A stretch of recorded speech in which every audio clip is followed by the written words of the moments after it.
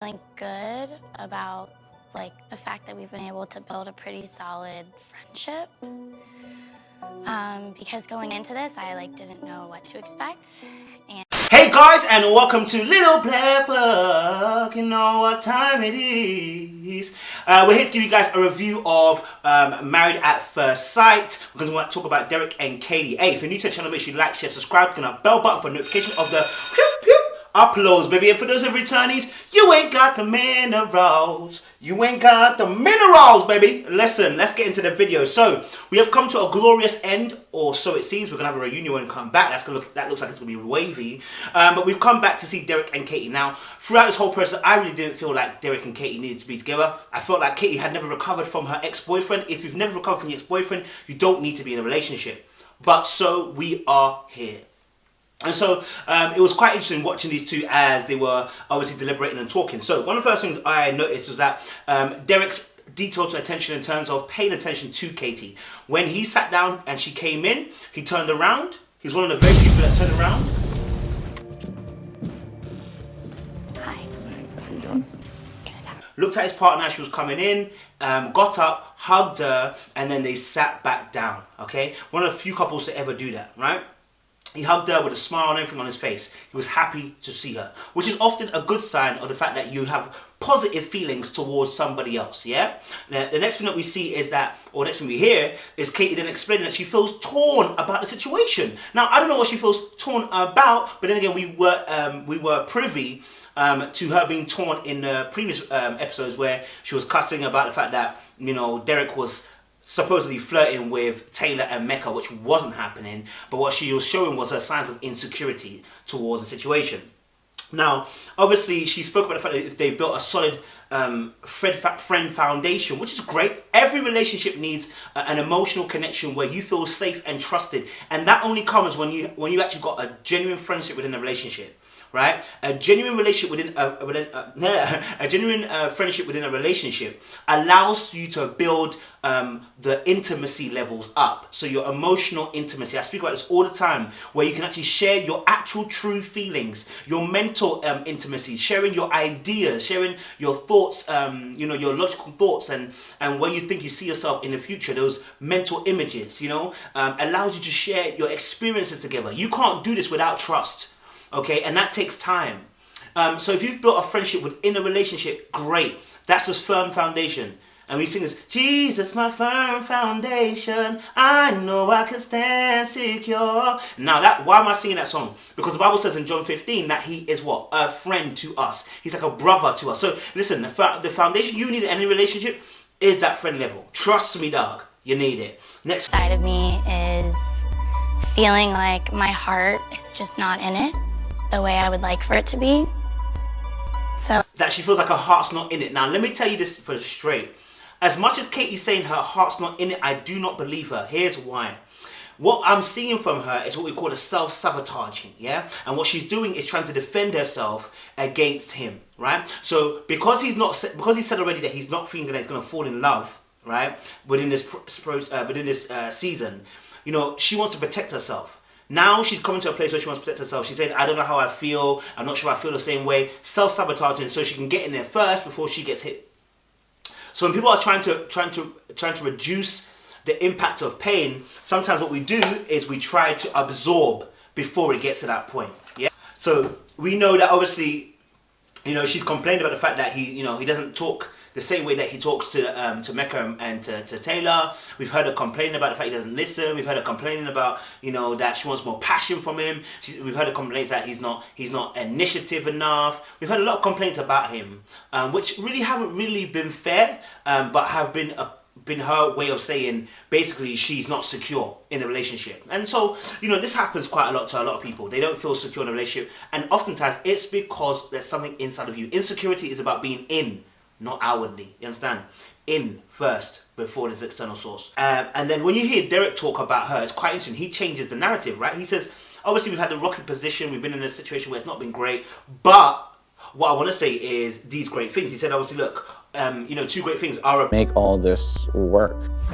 But one of my favorite things about Katie is our ability to Make fun out of nothing. Ability to make fun out of nothing is what I love about Katie. And then he says, obviously, she says what's on her mind that he loves. Yeah?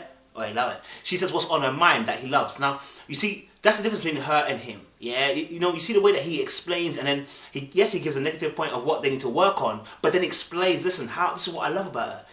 That makes someone feel loved. When you're able to words of affirmation, you're able to express what you actually like about the person. It shows that you pay attention. And you can only do that when you have genuine conversations as well, and you pay attention. And then she obviously said, look, and these words, are often great things when someone says they really love you. When they say they're not sure how they feel about you, whether they like you or not, this ain't great things. This could be friend zone, right? She says, I can count on him.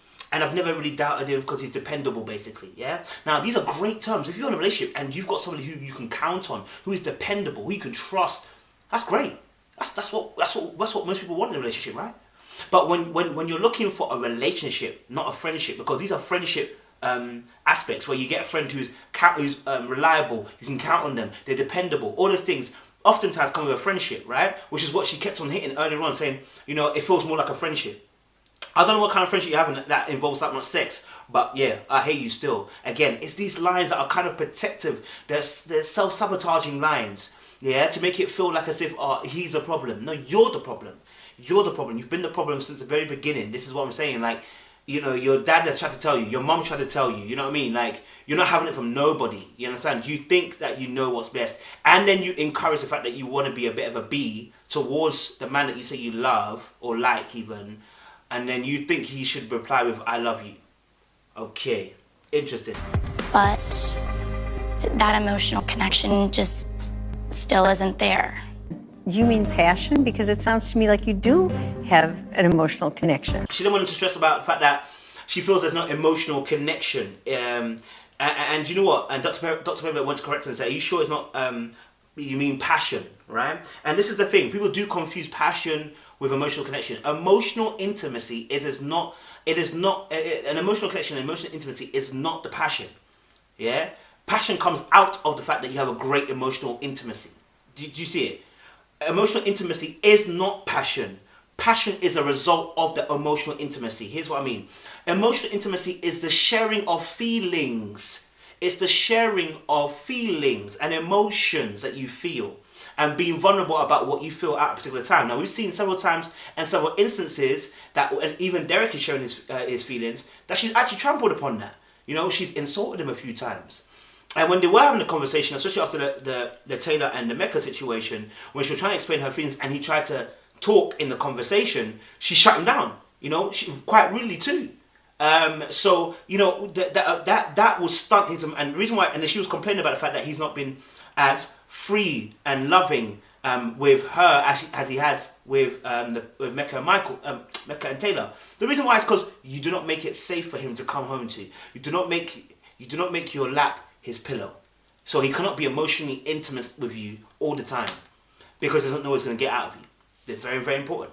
Very, very important. Are we To stay up and spend more time with each other, or like come home early and spend time with each other. Whereas I feel like that is something that I've had. I want to say she doesn't feel like there's a desire there to get up and to stay up and talk. And look, this is the lovey-dovey feelings that we normally feel, yeah? In the beginning of a relationship, there's a lot of energy everyone has, everyone's got a lot of strength, everybody's got a lot of vim to want to talk and to do things at the expense of our sleep, because we're running on adrenaline, we're running on dopamine, we're running on the honeymoon glasses phase, and that causes us to do things that when we get comfortable we don't do. And what she's saying is that she doesn't feel that now. Now, I'm inclined to have to agree with her, because obviously in the sense of, I can't tell you how you feel about that particular instance. You know, not us. But again, if I listen to what she said in the past, I think that links to the initiative aspect. She's not excited about him in a certain way because he's not the usual type. You understand? That excitement to step and talk late is because he's not dangerous, which we're going to have to do a video on later on, what it means to be someone who's dangerous. He's not dangerous. So in that sense, you don't get that feeling. Do you know what I mean? But yeah, I mean, to be honest, I can't disagree with her on that point because I don't know 100%. But I would say that just going on the fact that the relationship, you know, she wants more initiative. She wants him to take control. She wants a certain type of goon. right? And that's the truth. Been talking about that you've forged. That sounds like an amazing place for passion to grow and for desire to grow. Yeah. So I'm proud of y'all for doing that because Obviously, as well, another point, obviously, the fact that I think Dr. Viviana came on and said that friendship is amazing, is quintessential to a relationship, etc., etc. And I want to put this point across, guys. Look, mental intimacy, sexual intimacy, mental intimacy, even physical intimacy, emotional, spiritual, experiential, financial intimacy, all of these are very, very important. Yeah, and it all come together to be part of our passion feeling that we want, right? That normally stems from the emotional connection and the sexual chemistry rather than sexual intimacy. Sexual chemistry, which is a type of energy that you run on, yeah.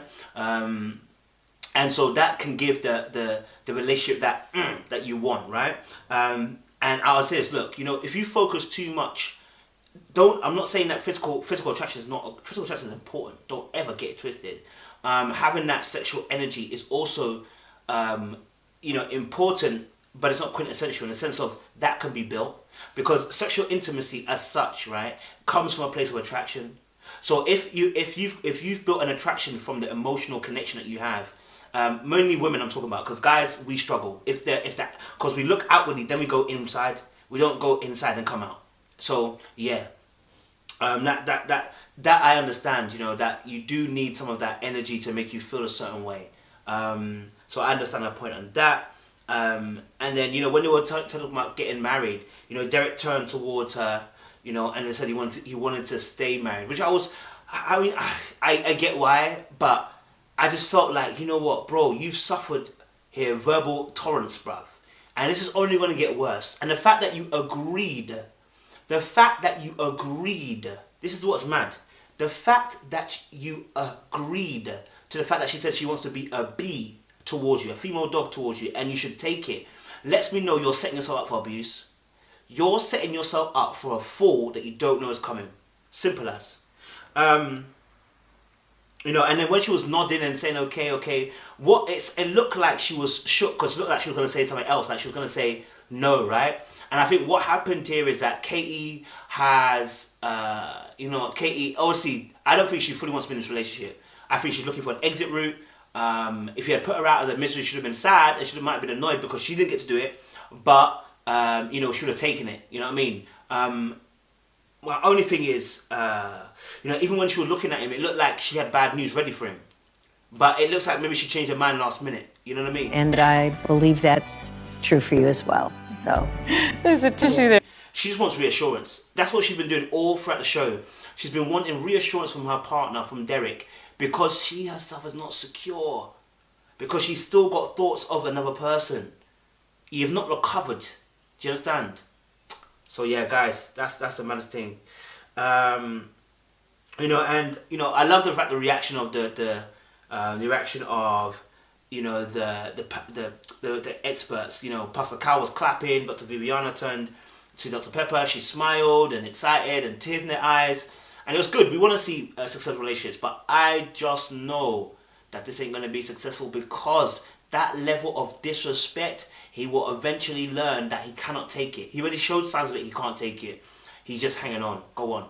So, yeah, I'm going to leave it there, guys. Say, hey, make sure you like, share, subscribe, click that bell button down below, and watch out for other reviews as well. Appreciate you guys. Stay locked. Hey, think before you do, Don't do before you think. I just be thinking about what you have to be doing. You understand? Yeah.